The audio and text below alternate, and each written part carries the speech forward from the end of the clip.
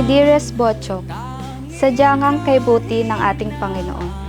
Sinubok man tayo ng panahon, nagkahiwalay man ng isang taon.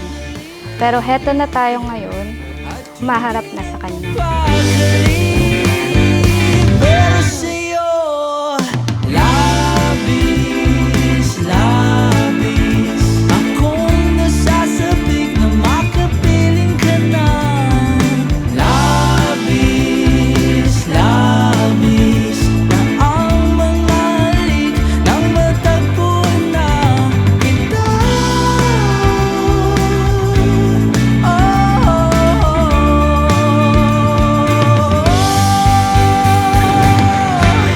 Aking mahal, marami nang nangyari na problema ang nagdaan sa relasyon natin. Pero ito tayo at nananatili pa rin sa isa't isa. Sa 10 taon na nagdaan, walang nagbago at lalong walang nabawas sa pagmamahal ko sa iyo. Labis, labis akong nasasabik na makapiling ka na. Labis, labis ang mga halik nang matagpuan na kita.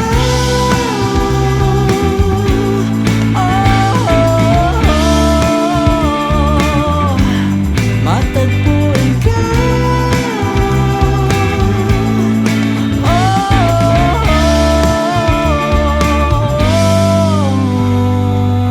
Kaya mahal ko, sa araw na ito, pinapangakong bibigay sa iyo ang aking buong puso at kaluluwa, oras at atensyon, at pagmamahal ng siksik, liglig, at umaapaw. Sa hirap man o ginhawa, ang Diyos sana ang maging sentro ng ating pagsasama. Mahal kita ng sobra-sobra. Iwan natin silang lahat, tayo muna hanggang sa pagdilat pupurahin. Lahat ng alaala kasama sila. Saglit lang tayo munang dalawa. Saglit lang tayo munang dalawa.